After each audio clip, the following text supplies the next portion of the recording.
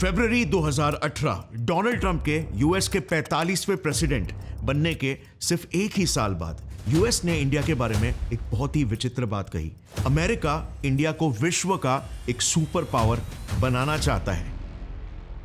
Prime Minister Modi, I look forward to working with you to make our nations even more prosperous than ever before.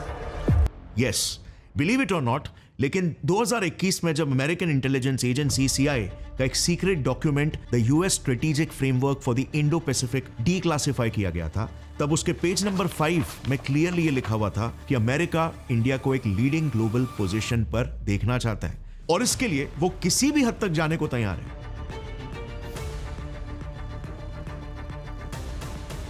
लेकिन जरा एक minute, America वो देश जिसने भारत के जन्म से ही हमेशा भारत की बर्बादी ही चाहिए, पाकिस्तान का साथ दिया, जो देश इंडिया और रशिया की नजदीकियों से आज तक इनसिक्योर है, जिस देश ने हमारे father of nuclear technology doctor Homi Jahangir Bhabha और प्रधानमंत्री लाल बहादुर शास्त्री जी की तक हत्या करवा दी थी, आज वही देश इंडिया को एक ग्लोबल सुपर पावर बनाने के ख्वाब क्यों देख रहा है? सोचने वाली बात है ना। इसका जवाब छुपा हुआ है इन तस्वीरों में जो कुछ ही महीने पहले चाइना से लीक हुई है। बीजिंग, चाइना की कैपिटल सिटी से सिर्फ 32 किलोमीटर दूर चाइना एक मेगा मिलिट्री सिटी बना रहा है जो पूरे 1,500 एकड़ में फैला हुआ है। फॉर कंपैरिजन, ये है यूएस का Pentagon, world's largest military headquarters, जो लिटरली एक वॉर मशीन है।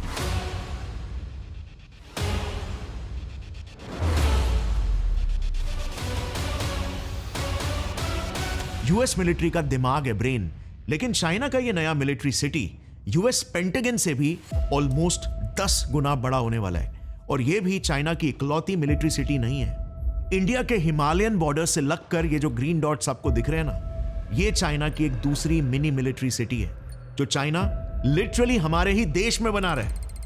अगस्त 2023 में जब अक्साई चीन से कुछ सैटेलाइट इमेजेस लीक हुए थे, तब जाके पता चला कि चाइना तो हमारे ही देश में नए मिलिट्री बेसिस प्लांट कर रहा है जहां पर उसकी सेना के कैंप्स और उनकी एक बहुत बड़ी आर्मरी है। उन्हीं सैटेलाइट इमेजेस से यह पता चला कि चाइना ने यहां पर अपने सीक्रेट अंडरग्राउंड बंकर्स भी बना के रखे हुए जहां पर उनके मिसाइल लॉन्चर्स हिडन है। ओवरऑल चाइना ने ऐसे 37 मिलिट्री सिटीज बना के रखे हुए हैं जिसने भारत को चारों तरफ से घेर लिया है। इन्हीं मिलिट्री कॉम्प्लेक्सेस में फाइटर जेट्स है और मिलिट्री हेलीकॉप्टर्स के लिए हेलीपोर्ट्स और रनवेज भी बनाए जा रहे हैं और कई तो बन भी चुके हैं, जैसे शिगात्से पीस एयरपोर्ट और निंगची मेनलिंग एयरपोर्ट, जहां से चाइनीज एयरफोर्स मिनटों में ही उड़ान भर के इंडिया पर आराम से एयर स्ट्राइक्स कर सकते हैं। अब ये इंटेल इंडिया के लिए इतनी इंपॉर्टेंट इसीलिए है क्योंकि इन्हीं मिलिट्री बेसिस का डिस्टेंस इंडिया के सारे मेजर मेट्रोपॉलिटन सिटीज से काफी कम है। सो इससे चाइना जब चाहे हम पर आसानी से एयर स्ट्राइक्स कर सकता है, पर हमारे एयर स्ट्राइक्स का अनफॉर्चुनेटली चाइनीज बेसिस पर कुछ ज्यादा असर नहीं होगा, just because of their underground bunkers. लेकिन अब यहां पर सवाल यह आता है कि यह सब की जरूरत क्या है? चाइना के पास तो ऑलरेडी वर्ल्ड की सबसे लार्जेस्ट आर्मी है, world's first operational mobile hypersonic missile है, world's one of the most powerful intercontinental ballistic missile है, कई वॉरशिप्स है। चाइना के पास पूरे विश्व में one of the largest network of military bases तक है। सो पेंटागन से ऑलमोस्ट 10 गुना बड़ी मिलिट्री सिटी बनाने की क्या जरूरत है? इसका जवाब है चाइना की 5 fingers and palm strategy to control India's Himalayas. China को ना हमारे देश के इस पूरे रीजन में बहुत ज्यादा इंटरेस्ट है और इसी बात से यूएस को बहुत ज्यादा प्रॉब्लम है और इसीलिए आज CIA और रॉ का मिलकर चाइना के खिलाफ एक सीक्रेट वॉर चालू है, स्पेशली हिमालयन रीजन में। एक ऐसी जंग जिसकी शुरुआत होती है 1959 से, जब USSR ने इंडिया और चाइना की दोस्ती करवाई थी। थोड़ा कॉम्प्लिकेटेड मामला है लेकिन बड़े आसानी से समझाता हूं। 1949 में चाइना एक हार्डकोर कम्युनिस्ट देश बन के आजाद हुआ, एक ऐसा देश जिसका सिर्फ एक ही मकसद था, दुनिया से धर्म और लोकतंत्र को हटाकर कम्युनिज्म फैलाना। The Chinese Communist Party is shutting down hundreds of mosques in Ningxia and Gansu provinces. This Sinicization of Islam is being called Operation Consolidation. तब जाहिर सी बात है यूएसए कंप्लीटली एंटी चाइना था और नतीजन पूरे विश्व के बड़े बड़े देश चाइना के भी विरोध में आ गए। लेकिन तब 1949 में इंडिया वो पहली डेमोक्रेटिक कंट्री बनी जिसने चाइना को एक देश की मान्यता दी और उससे डिप्लोमेटिक टाइज बनाए। और सबसे आइकॉनिक बात बताऊं, जो नक्सल टेररिस्ट आज इंडिया में आतंक फैला रहे, जो तालिबान, आईसिस और बोको हराम के बाद पूरे दुनिया के सबसे क्रूर आतंकवादी माने जाते हैं, ये टेररिस्ट जिस माओ जेडोंग की विचारधारा पर चलकर आज तक इंडिया में आतंक फैला रहे हैं, 2050 तक भारत में माओइस्ट गवर्नमेंट लाना चाहते हैं। हंसने वाली बात तो यह है कि उसी माओ जेडोंग ने खुद 1959 में भारत को टेलीग्राम में लिखकर बताया था कि आपसे हम वॉर कैसे कर सकते हैं, हमारा दुश्मन तो यूएस है, इंडिया तो हमारा दोस्त है। और रही बात बॉर्डर इश्यूज की, तो उसे तो हम सॉल्व कर लेंगे यार। सो क्या इसका मतलब यह हुआ कि पहले इंडिया और चाइना दोस्त हुआ करते थे? Well, not exactly. ये काफी कॉम्प्लिकेटेड है। जिस माओ जेडोंग ने 1959 में इंडिया की तरफ दोस्ती का हाथ बढ़ाया था, उसी माओ की सोच ये थी।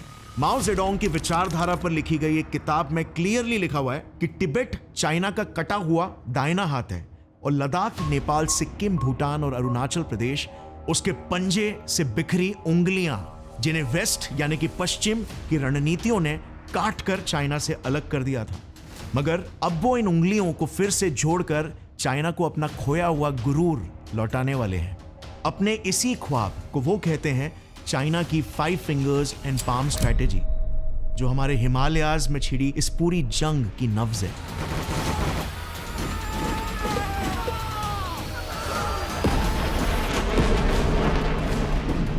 एक्चुअली में चाइना जो इंडिया के साथ दोस्ती दिखा रहा था, वो तो सिर्फ एक डिप्लोमैटिक दोस्ती थी जो चाइना यूएसएसआर के आदेश पर कर रहा था।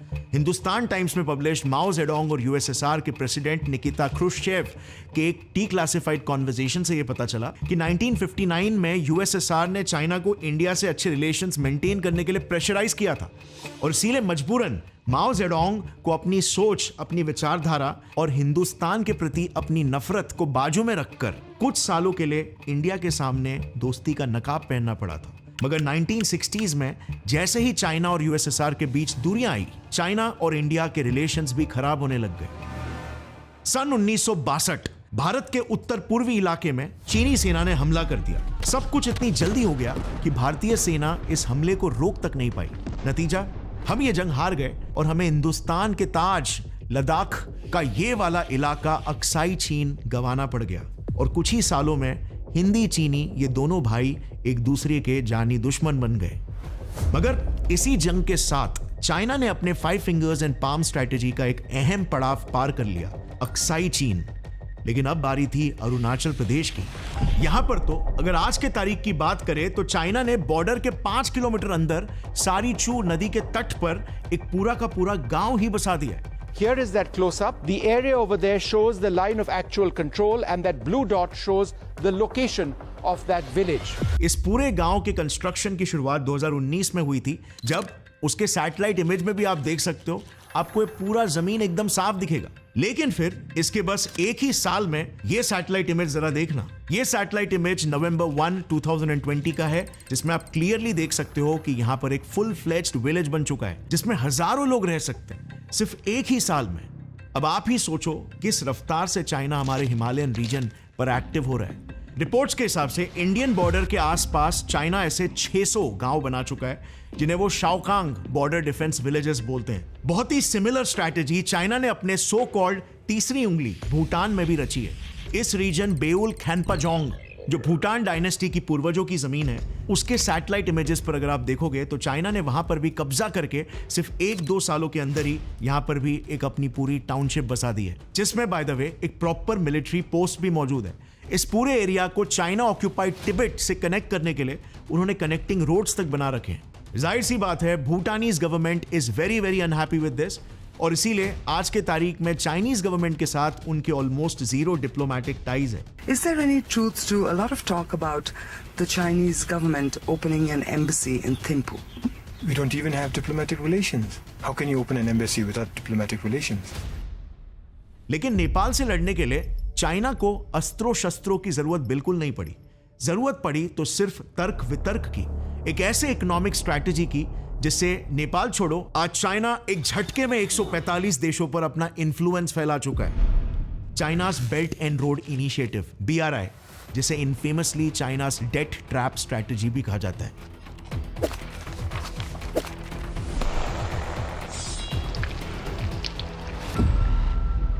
इसे एकदम शॉर्ट में अगर मैं बताऊं तो चाइना हर एक देश को इंफ्रास्ट्रक्चर लोन देता है, लेकिन हैवी इंटरेस्ट रेट्स पर, और इसे अगर वो देश सही टाइम पर चुका नहीं पाया तो चाइना उनके सबसे स्ट्रेटेजिक एरिया पर कब्जा कर लेता है, जैसे श्रीलंका का हम्बनटोटा पोर्ट, पाकिस्तान का ग्वादड़ पोर्ट और जिबूती का दोराले पोर्ट। सो नेपाल भी ऑफ कोर्स इसी BRI के तहत चाइनीज लोन का रिसिपिएंट है, और इसीलिए नेपाल की गवर्नमेंट बॉडीज के हिसाब से आज चाइना ने नेपाल के 150 हेक्टर्स के इस पूरे इलाके पर अपना कब्जा जमा लिया है, पर नेपाल कुछ नहीं बोल पा रहा। चाइना का BRI project is extremely successful for China of course. आप मैप में देख सकते हो आज के तारीख में 156 में से 145 कंट्रीज चाइना के इस प्रोजेक्ट से जुड़ चुके हैं, यानी कि चाइना का इन 145 कंट्रीज पर स्ट्रॉन्ग इन्फ्लुएंस है, which is a very big threat not for just India but for USA too. देखो, आप जानते ही हो ऑलरेडी USA और चाइना के बीच में एक आइडियोलॉजिकल डिफरेंस है। America and Japan stand firmly together in the face of aggressive and coercive actions by the communist Chinese. We seek peace. But as my first platoon motto says, those who long for peace must prepare for war. We must be prepared. US एक democratic capitalistic देश है, जबकि China एक hardcore communist देश, और इसीलिए दोनों देशों के बीच दरार तो शुरुआत से ही है, लेकिन अब BRI प्रोजेक्ट के सक्सेस ने इस दरार को और ज्यादा बढ़ा दिया है। ऊपर से अमेरिका के जले पर नमक छिड़कने के लिए 2018 में चाइना ने तो ये तक कह दिया था, ओपनली अनाउंस कर दिया था कि 2049 तक चाइना दुनिया का इकलौता सुपर पावर बन जाएगा, US को पीछे छोड़कर। बट ये बात भी हमें याद रखना चाहिए कि जिन भी देशों पर अमेरिका का इंटरेस्ट जागा है, जिन्हें अमेरिका ने सो कॉल्ड सपोर्ट किया है, उन देशों का आज क्या हाल हुआ है। और इसीलिए अब यहां पर एक बड़ा सवाल यह भी है कि क्या हम चाइना और US के इस जंग के बीच सिर्फ एक प्यादा बनकर रहना चाहते हैं क्या? The US-China trade war has reignited, and that is not good news for India. क्या इस जंग में हम कुर्बान हो जाएंगे क्या? China is preparing for a sea war against India and the US. या फिर इस जंग को एक सुनहरे अवसर में हम बदल कर दिखा सकते हैं? इन दोनों देशों की दुश्मनी का फायदा उठाकर हम वाकई में एक ग्लोबल लीडर बन के उभर सकते हैं। India could benefit from the ongoing US-China trade war, and if you're wondering how, here's more. और ये अपने आप में दूसरे देशों के लिए भी एक मिसाल बन जाएगा। आपको क्या लगता है? आपके जो भी पर्सनल ओपिनियंस है नीचे कमेंट्स में जरूर शेयर करना मेरे साथ। मिलते हैं अगले वीडियो में, तब तक के लिए स्टे क्यूरियस, कीप लर्निंग। जय हिंद।